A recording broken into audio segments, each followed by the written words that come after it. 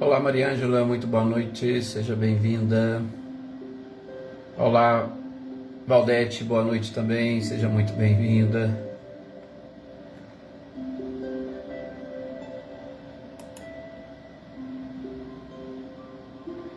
Dona Rosali, muito boa noite também, Michele e Gabriel Rossato. Olá, Selma e Dinho, boa noite também, Lídia.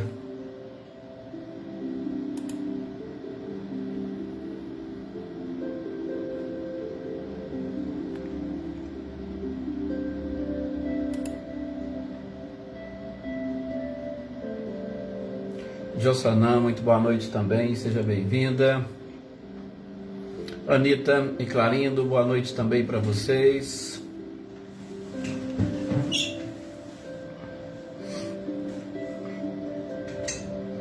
Olá, Andréia Dantas e toda a família Dantas, Adriana, Márcio, Marcos, Dona Wanda e Sodivaldo, sejam todos vocês muito bem-vindos.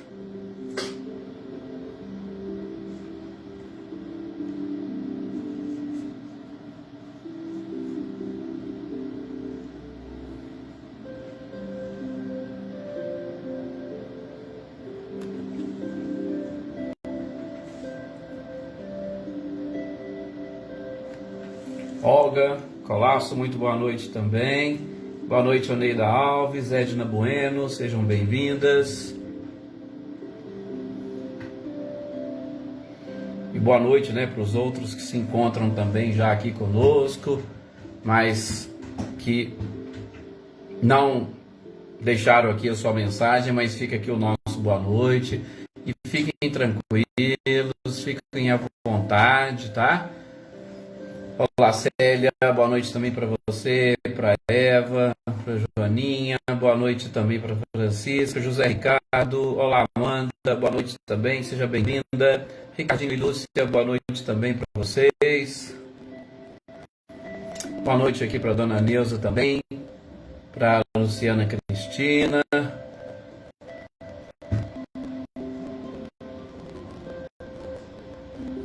Cláudio Anô e Eliane, boa noite para vocês. E já aqui, né, agradecer ao Cláudio Anô pela companhia ontem lá em Caconde. Muito obrigado, meu amigo. E aí teve até algumas pessoas que perguntaram aqui, né?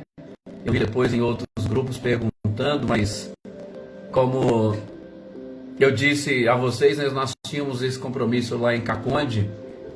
Assim como, né, já vou até antecipar, na segunda-feira nós temos em Guaxupé, temos uma palestra lá presencial, então na segunda-feira, mas aí eu aviso para vocês antes, na sexta-feira, porque é justamente no horário do deslocamento, né? Olá, Marinha, boa noite também, seja bem-vinda. Se Deus quiser vai dar certo, Marinha. Ninha e Adriano Borges, boa noite também para vocês. Boa noite, Leda Lovato. Boa noite, Leívia. Seja bem-vinda. Boa noite também, Joarina. Seja muito bem-vinda. Você, o João. Muita paz para vocês. Luísa Nalim, boa noite. Boa noite também, Dona Iraci Rosa. Sejam bem-vindas.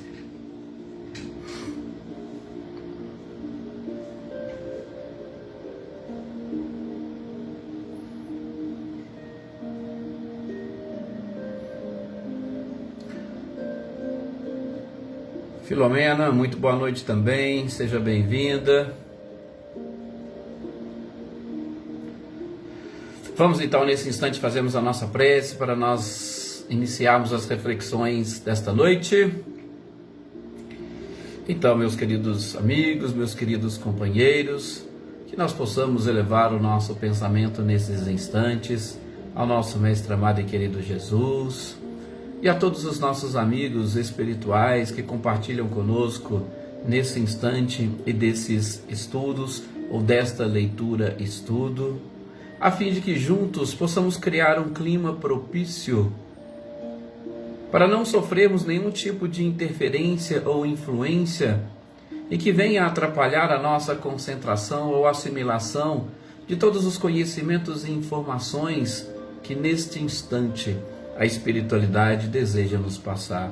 Conhecimentos, informações, sejam elas diretamente por nós, através da nossa exposição ou da nossa forma de pensar e de interpretar esses dispositivos, ou seja, também por este contato e por essa conversa que o seu anjo da guarda, os espíritos amigos que vos assistem, também têm ou mantêm o diálogo convosco durante estes momentos e que com certeza levam ao mesmo objetivo, que é adquirir conhecimento,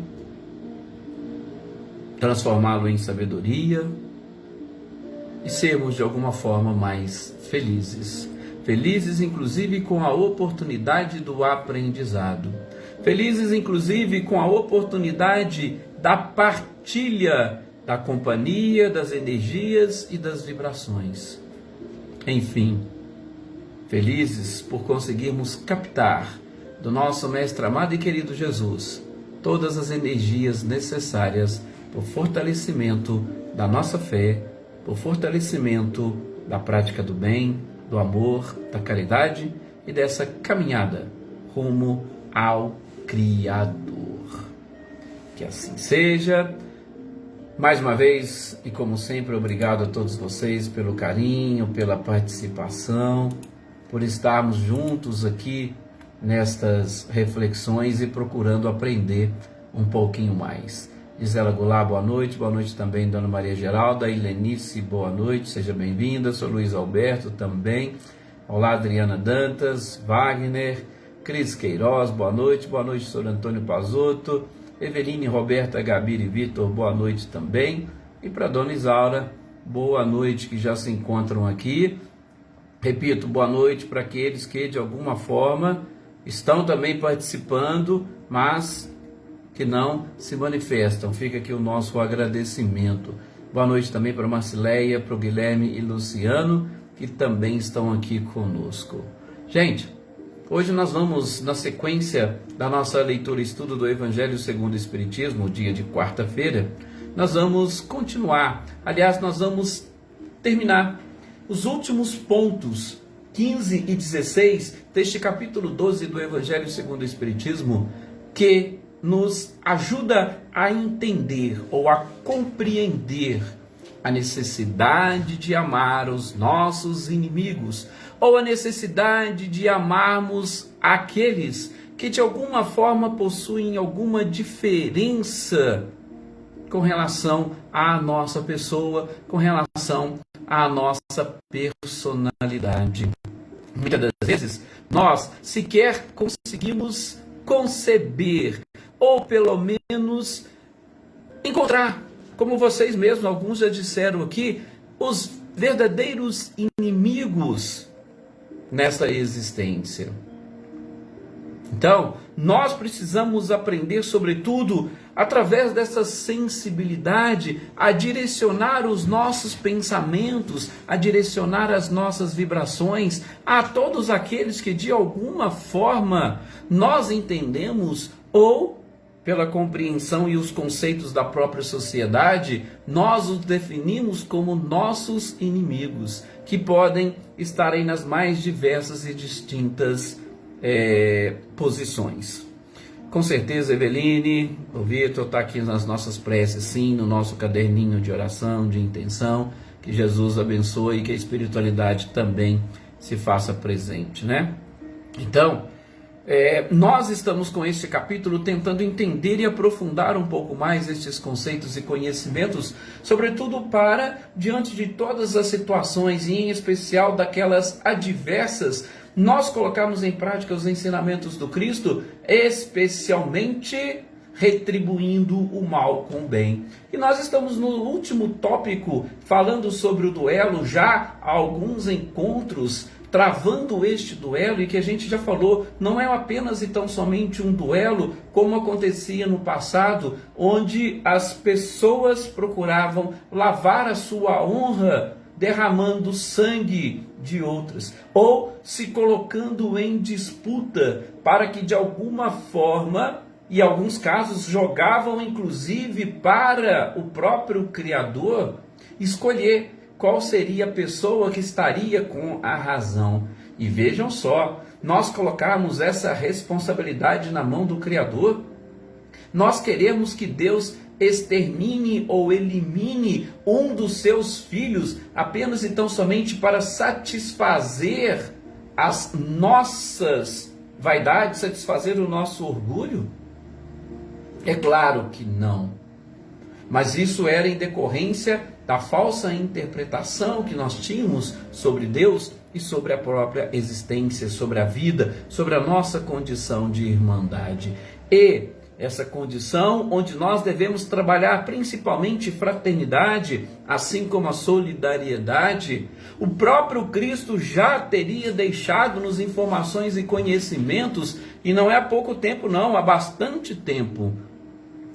Mas mesmo assim, nós não conseguimos a compreensão exata e perfeita e, sobretudo, nos convencermos de que Jesus está com a razão.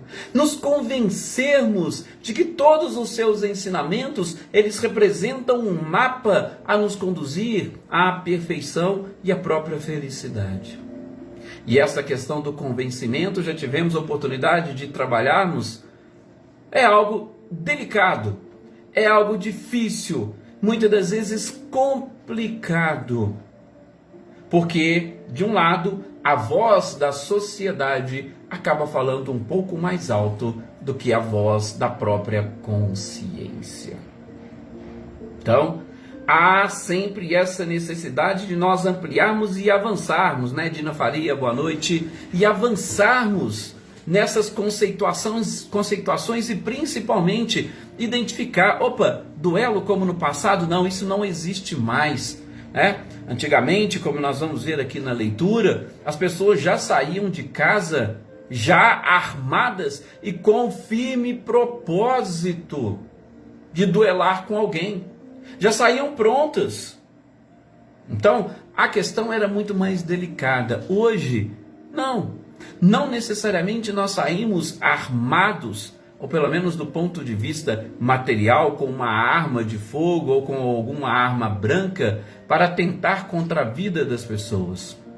Os nossos duelos hoje são muito mais do ponto de vista psicológico, são muito mais do ponto de vista, vamos assim dizer, racional ou da razão, porque as pessoas desejam ter razão em praticamente tudo, e aí saem sempre dispostas a duelar. Se eu encontrar com fulano hoje e ele vier e colocar a mesma situação que ele falou outro dia, a resposta dele já está aqui na ponta da língua. É mais ou menos assim. Saímos predispostos a duelar principalmente com palavras, tentar argumentar, tentar convencer o outro da nossa verdade, ou muitas das vezes constranger o outro para pensar da forma como nós pensamos. Ora, não podemos esquecer que a lei de liberdade, ela existe e todos nós estamos a ela sujeitos, né? Boa noite, Cecília, boa noite também, Cidinha, sejam bem-vindas. Ela existe, só que a nossa liberdade, gente, ela possui um limite. E um dos limites que a liberdade possui é exatamente o outro pensar de uma forma diferente, o outro agir de uma forma diferente. Assim como eu sou livre, o outro também o é. Edson, mas ele está justamente tentando contra a minha paz, contra a minha própria... contra a minha personalidade, ele está denegrindo a minha imagem. Ora, ele está denegrindo a sua imagem perante quem? Ele está denegrindo perante a sociedade. E aquilo que ele falou, é verdade ou mentira? Se for mentira, nós sabemos, a mentira tem perna curta, logo logo virá à tona a verdade. E se for verdade, não é a oportunidade que você tem exatamente de pensar e refletir e modificar para não dar a outros a mesma oportunidade de tripudiar em cima de você? Então, estes ensinamentos e essas informações nós estamos extraindo deste capítulo 12. Amai os vossos inimigos. Mas vamos lá, aos dois últimos textos para a gente fechar e, se der, a gente já até começa a citar, senão no próximo encontro sobre o Evangelho, que no caso será na sexta, a gente já começa a desenvolver o capítulo 13, que vai trabalhar conosco a caridade. Bom, aqui nesse texto, Agostinho vai começar dizendo que, fazendo comparações, eu posso dizer para vocês, inclusive comparações até um pouco duras, que do ponto de vista material, talvez nós não concordemos. Talvez nós critiquemos esta mensagem de Agostinho. Mas diz ele que o homem que joga com a sua vida como? Nesses duelos. Porque nos duelos, assim como eles eram concebidos e como eles existiam, você está num jogo onde você pode matar ou morrer. O duelo é isso. Mas, geralmente, as pessoas que procuram e que buscam o duelo são aquelas mais adestradas, porque elas confiam na sua capacidade de exterminar ou de eliminar o outro. Mas tudo bem, como ele diz aqui, a questão é simplesmente aquele que joga com a sua vida e automaticamente está jogando com a vida do semelhante, né? Olá, Rosilene, boa noite, seja bem-vinda, você, Diego, Osmani, e que joga também com a vida do seu semelhante, ele é 100 vezes mais culpado. Veja a comparação que Agostinho faz. Ele é 100 vezes mais culpado do que aquele que entra dentro de uma casa para roubar determinadas pessoas, e algumas das vezes até para atingir o seu objetivo, ele acaba tentando contra a vida daqueles moradores daquela casa. Veja que comparação, e provavelmente num primeiro momento nós não concordemos com essa comparação. Nossa, mas como pode alguém que vai para um duelo ser menos, ou melhor, ser mais culpado do que aquele que entra numa casa para roubar e às vezes com requinte de crueldade assassina a pessoa, a vítima, dentro do seu próprio lar? Pois é, mas o que Agostinho coloca aqui nessa mensagem? Não podemos esquecer que aquele que entra numa casa para tirar o patrimônio de alguém e ali naquele instante ele não se preocupa com as pessoas, e aqueles que se colocam à sua frente ou no seu caminho, ele está pronto e preparado para exterminar, na grande maioria das vezes é uma pessoa inculta, é uma pessoa que não teve uma educação no sentido mais amplo, correta, uma educação adequada. É uma pessoa, como nós realmente conhecemos, ignorante, ao passo que aquele que se presta a um duelo, aquele que convoca outro a um duelo, geralmente é a pessoa que tem um conhecimento maior, que inclusive pertence a uma classe social mais elevada, ou seja, ele tem mais conhecimento do que aquele que adentra uma residência dessa forma brusca para cometer roubo e não se preocupa se algum colocar à sua frente em assassiná-los. Mais uma vez estamos diante da questão do conhecimento. A quem muito foi dado, muito será cobrado. Agostinho coloca e deixa isso aqui muito claro para nós. Mas por que ele diz que é 100 vezes pior? No primeiro momento, exatamente por isso. Por quê? Porque lá o duelista, ele vai de uma forma muito fria e calculada, ele vai ter a chance exatamente de arquitetar todo um planejamento e, a sangue frio, se ele for pelo menos, ou tiver uma destreza maior, conseguir o seu intento e tirar a vida do outro. E geralmente o assaltante, ele age de ímpeto. Ele não pensa fria e calculadamente aquilo que ele vai fazer. E muitas das vezes ele não tem sequer essa condição ou esse preparo para fazer um planejamento de determinadas coisas. É mais ou menos aquilo que a gente já teve a oportunidade de conversar sobre a neuroplasticidade cerebral. Gente, muitos desses espíritos que estão reencarnando hoje, tendo a sua última oportunidade, é exatamente uma oportunidade para que olhem para dentro de si e comecem a corrigir os seus comportamentos. Boa parte das pessoas que se encontram encarnadas hoje, mais voltadas para a violência, a gente pode até fazer um comparativo e provavelmente, muito provavelmente, nós vamos encontrar nelas uma quantidade de neurônios menor do que nós, por exemplo, que estamos aqui reunidos e estamos dando a oportunidade para que nós venhamos a progredir, inclusive do ponto de vista material, do ponto de vista neuronal. Então nós estamos aqui e precisamos trabalhar com esses nossos neurônios e ampliar toda a nossa capacidade de ver e de enxergar a própria vida, enquanto aquele que é ignorante, enquanto aquele que ainda não conseguiu aprender e assimilar. Não estamos querendo dizer que o ato dele é desculpável, não. Simplesmente o que Agostinho coloca é que o conhecimento vai fazer pesar sobre aqueles ombros uma carga maior de sofrimento, porque ele teria plenas condições de evitar, sobretudo de uma forma fria e calculada, de evitar o extermínio daquele mais fraco, para quem a gente muitas das vezes, como fazia no passado, chamava e convocava a um duelo.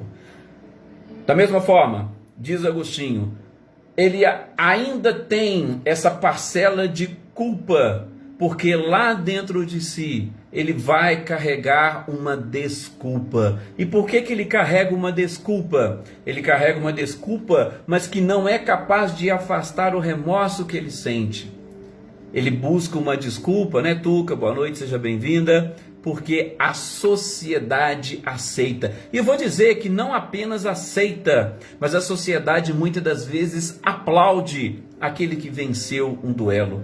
Aplaude, vai se inflar aquele seu ego ou o egoísmo e vai recrudescer ainda mais os seus vícios e os seus defeitos. Então veja o quanto é realmente pior, ou quanto é mais culpado aquele que age dessa forma do que aquele que age de sopetão, de ímpeto, e que tem talvez como objetivo não a intenção de eliminar a vida de alguém, mas que tem como objetivo às vezes buscar um patrimônio, satisfazer as suas necessidades, e aí lógico, não medindo as consequências. Aqueles que se colocam à sua frente, ele acaba sim eliminando e externando. Não nos esqueçamos, muito que nós estudamos no livro O Céu e o Inferno, onde Kardec traz, junto com a espiritualidade, o peso que a intenção tem sobre todos os nossos atos. Agostinho vai exatamente, ou vai terminar aqui a sua colocação. Claro, aquele que está prestes, ou aquele que está preparado para um duelo, ele, como nós dissemos, coloca a sua vida em jogo. Por quê? Porque ele também corre o risco de perecimento. Não é só a outra parte, não é só aquele que está do outro lado. Não, ele também corre risco. Mas é claro que se ele foi um dos grandes responsáveis ou que convocou o duelo, é porque ele acredita nas suas forças, ele acredita na sua potencialidade, ele acredita nas suas qualidades. Mas, como nós dissemos, e exatamente buscando essa força na própria sociedade que vai aplaudir os seus próprios atos, ele vai calcular para exatamente terminar, exterminar e eliminar de uma forma bem calma e tranquila, sem saber ou sem avaliar as consequências do seu próprio ato. Como nós dissemos na leitura anterior, não sei se vocês se recordam de Francisco Xavier, ele dizia: a gente não pensa que nesse duelo, tirando a vida de alguém, nós tiramos às vezes o marido de uma esposa, tiramos o pai de um filho, ou tiramos o filho de um pai. De uma maneira, repito, fria e calculista.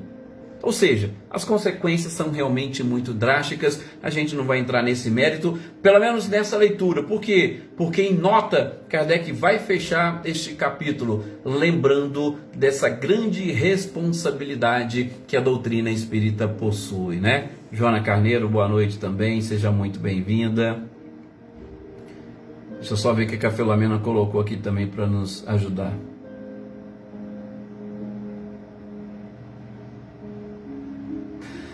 Sim, a Filomena vai colocando exatamente parte daquilo que Kardec vai colocar em nota aqui no final, que a gente já vai iniciar os nossos comentários, né?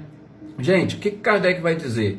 Primeiramente, é que estes costumes bárbaros estão desaparecendo. Kardec escreveu isso exatamente naquela época, por volta de 1864. Kardec já estava, ou a sociedade daquela época já estava vencendo e superando, já não aceitava de forma muito tranquila estes duelos. Repito, muitas pessoas naquela época já saíam de casa preparadas, porque elas sabiam que não passaria o dia inteiro sem duelar com alguém. Mas havia aquela, vamos assim dizer, preocupação em demasia, justamente em duelar com alguém, em se sobrepor, seja pela sua razão, seja pela sua própria honra, a alguém. Então Kardec fala, peraí, vamos parar e analisar um pouquinho. Analisemos essas consequências. Analisemos os fatos. Vejamos a provocação. Até que ponto esta é uma provocação que merece como reação o dom mais precioso que Deus justamente concedeu a todos, que é essa oportunidade da reencarnação, ou o dom da vida, como queiram. Vamos parar para pensar, porque tudo isso que nós provocamos no outro, ele pode, e na grande maioria das vezes, ele gera um remorso dentro de nós. E Kardec vai dizer que a doutrina espírita chegou justamente naquele momento em que nós, recém-saídos dessa fase da busca pelo conhecimento, da fase do desenvolvimento da razão, da fase do despertar da consciência, ele vai dizer que a gente precisa ampliar toda essa nossa capacidade para identificar até que ponto vale a pena e quando que nós vamos ficar efetivamente livres. Mais uma vez a lei de liberdade, efetivamente livres, se o sangue derramado não gerou em nós nenhum tipo de escravização. Este é o grande detalhe. E mais, com o surgimento da doutrina espírita, nós aprendemos, isso já naquela época, né, Lourdes Ogata? Já aprendemos que a vida continua. E se a vida continua, o que representa este pagar com sangue uma ofensa, e muitas das vezes uma simples ofensa que atingiu apenas e tão somente o meu orgulho e a minha vaidade?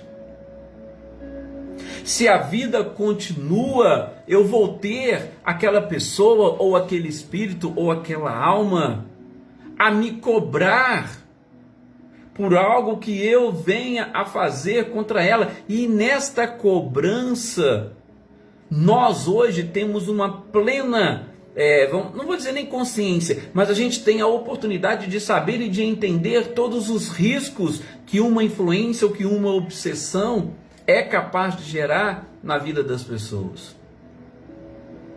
Kardec vai dizer em nota que cabe ao Espiritismo uma parcela de contribuição enorme para fazer cessar definitivamente estes costumes bárbaros, levando a criatura a pensar um pouco mais fora, né? Igual a gente fala, fora da caixinha ou fora da caixola. A gente levar ou elevar um pouco mais o pensamento e identificar, como nós dissemos mais no início, peraí, se é verdade, eu preciso me modificar. Então ele não disse nada mais do que eu precisava realmente ouvir. Agora, se é mentira, por que isso está me atingindo?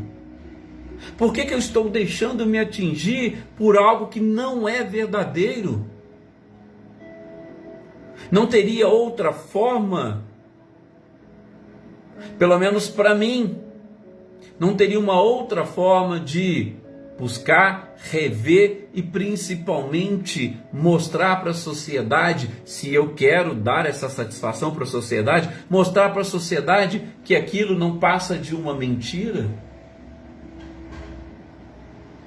Então, se nós que estamos vinculados a essa doutrina, temos toda essa responsabilidade, ou melhor, inicialmente, temos todo este conhecimento, e com conhecimento, toda uma responsabilidade. A gente deve trabalhar, sim, para que a doutrina consiga eliminar definitivamente esses costumes bárbaros. E aí vocês podem pegar qualquer princípio da doutrina, e eles vão te ajudar e vão te remeter a esta necessidade de pensarmos de uma forma diferente. Qualquer princípio. Por exemplo, a questão do Deus. Quem é Deus? Ou melhor, o que é Deus? O Deus é esse ser supremo, causa primária de todas as coisas. Então, todos nós viemos de Deus? Sim. E esse Deus não é aquele mesmo que Cristo chamou de Pai, que Ele é Pai de todo mundo, de gentios, de judeus, de publicanos, de prostitutas, de todo mundo? Pois é, se esse Deus é Pai de todos, eu também sou irmão de todas as pessoas. Então, peraí, até que ponto eu estou correto no meu comportamento de buscar um duelo com alguém, seja esse duelo verbal, seja um duelo mental, e é claro, muito menos um duelo material. Um outro princípio da própria reencarnação. Veja, qualquer prejuízo que eu gero para uma pessoa hoje, por exemplo, exterminando a sua vida física através de um duelo, amanhã eu vou ser obrigado a reparar, porque ele vai me cobrar de alguma forma. E se ele não me cobrar, a minha própria consciência vai me cobrar. Por quê? Porque a minha consciência é onde estão registradas todas as leis naturais. E uma das leis naturais, essa da própria adoração, a lei de justiça, amor e caridade, vai falar para nós que todos nós somos irmãos. E qual o direito que eu tenho de dispor da vida do meu irmão? Então, definitivamente, um outro princípio que vai nos ajudar a entender e a buscar. Princípio do progresso, da evolução. Gente, nós temos que ser a cada dia melhores do que nós somos no dia anterior. Mais um motivo para a gente eliminar definitivamente os costumes bárbaros, e não somente os costumes bárbaros, mais uma vez para nós eliminarmos definitivamente todos os vícios que nós possuímos. Porque os vícios nada mais são do que formas de escravização. Nós ficamos escravos, nós ficamos presos, e todo mundo que fica preso e escravo sofre. Daí aquela frase, só é feliz quem é livre. Por quê? Porque quem não é livre, gente, não tem como ser feliz. Ele vai ficar preso e vinculado a alguma coisa. Mas só é livre as pessoas que estão preparadas para assumir todas as responsabilidades. E será que eu estou preparado para todas as responsabilidades se eu ainda me vincular a vícios e a costumes bárbaros? Definitivamente não. Então veja, só estou mostrando para vocês que eu posso pegar praticamente todos, qualquer um princípio desta doutrina, que a gente vai, ou nós seremos remetidos a uma verdade praticamente que nós não podemos fugir e escapar, sobretudo quando a gente inicia esse processo de despertar da consciência, e que de alguma forma nós não seremos cobrados. Isso foi exatamente o que esses espíritos nos trouxeram. Foi isso exatamente que Kardec colocou em nota aqui para nós para nós refletirmos, fechando mais este ciclo, fechando mais esse capítulo do amai os vossos inimigos. E eu espero realmente do fundo do coração que vocês todos tenham tido, assim como eu estou tendo, uma ideia diferente desse amar os inimigos, diferente inclusive daquela interpretação literal que o próprio Cristo procurou mostrar que não era a necessidade de fazer uma interpretação literal. Não, a gente tem sim uma diferença do amor para um amigo, para um irmão, para um parente, um familiar. Nós temos diferenças para aqueles que ainda não são indiferentes. Mas espera aí, isso não nos exime de amá-los, isso não nos exime de ter um comportamento diferente. E principalmente, como diz o Cristo, se nós estivermos no mesmo nível, e em especial, se nós não fizermos nada diferente do que eles, nós vamos merecer a mesma sanção, nós vamos merecer a mesma condenação. Então, se eles também fazem, que recompensa a mais nós teremos? Então, que a gente consiga, doravante, mudar a nossa forma de pensar sobre todas essas pessoas que nós, de alguma forma, nos consideramos como inimigos. Não, muitas das vezes são exatamente eles que nos mostram o que nós precisamos efetivamente mudar na nossa vida. Nós vamos parar por aqui, porque aí já vamos iniciar no próximo encontro, o capítulo 13, não saiba a vossa mão esquerda o que faz a mão direita, e aí a gente vai trabalhar outros aspectos, né? Vamos virar a chavinha, já aprendemos e vimos que precisamos amar os nossos inimigos, temos diversas formas de amar e de fazermos isso. Agora, vamos começar a estudar um pouco mais sobre a caridade, e em especial, já posso até resumir o capítulo aqui para vocês, começar a pensar na caridade como um verdadeiro hábito, como algo automático na nossa vida, porque somente assim é que nós conseguiremos levar adiante e cumprir essa máxima do Cristo, que a nossa mão esquerda não saiba o que faz a direita. Muita paz a todos vocês, até o nosso próximo encontro. Muito obrigado pelo carinho, pela participação. Muito obrigado, participação de todos, inclusive daqueles que não colocaram suas mensagens aqui, tá? De absolutamente todos. E vamos, gente, transformar esse nosso mundo num planeta melhor para si.